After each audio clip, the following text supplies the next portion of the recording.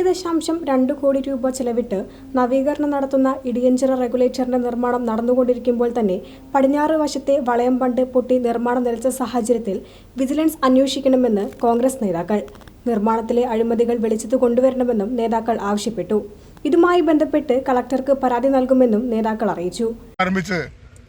പ്രഖ്യാപനം നടന്നിട്ട് വർഷങ്ങളായി. പക്ഷേ എന്നിരുന്നാലും നിർമ്മാണം ആരംഭിച്ച അടുത്ത കാലത്താണ്.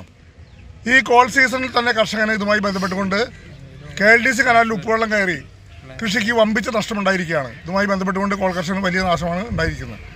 ഇപ്പോൾ ഈ കഴിഞ്ഞ മാസങ്ങളിലായി ഇവിടെ 2 ബണ്ടുകൾ സ്ഥാപിച്ച് ഇടിയഞ്ചിറ ഷട്ടറിൻ്റെ മുഴുവൻ പലകളും ഊരിക്കൊണ്ടുപോയി പാലവും ഷട്ടർ റിപ്പയർ ചെയ്യാൻ ആവശ്യമായ നടപടി സ്വീകരിച്ചപ്പോൾ ഇവിടെ നിർമ്മാണത്തിൽ അപാകത മൂലം, നിർമ്മാണത്തിൽ അഴിമതി മൂലം, ഉദ്യോഗസ്ഥന്മാരുടെ കെടുകാര്യസ്ഥ മൂലം ഇവിടെ ഈ KLDC ഇടിയഞ്ചിറ പാലത്തെ സംരക്ഷണ ഭിത്തി, ഉപ്പുവെള്ളം തടയാൻ ആവശ്യമായ സംരക്ഷണ ഭിത്തി തകർന്നിരിക്കുകയാണ്.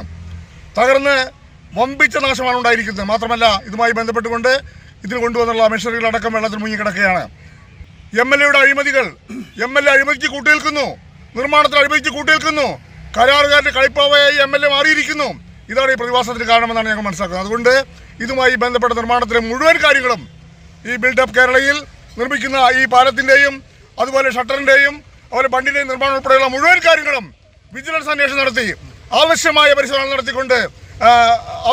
നടത്തിക്കൊണ്ട് അഴിമതിക്കാരെ പുറത്തു കൊണ്ടുവരാൻ ആവശ്യമായ നടപടി സ്വീകരിക്കണമെന്ന് ആവശ്യപ്പെട്ടുകൊണ്ട് മണ്ണൂർ ബ്ലോക്ക് കോൺഗ്രസ് കമ്മിറ്റിയും പാവറട്ടി ബ്ലോക്ക് കോൺഗ്രസ് കമ്മിറ്റിയും കളക്ടറിന് നിവേദനം കൊടുക്കാൻ തീരുമാനിച്ചിരിക്കുകയാണ്.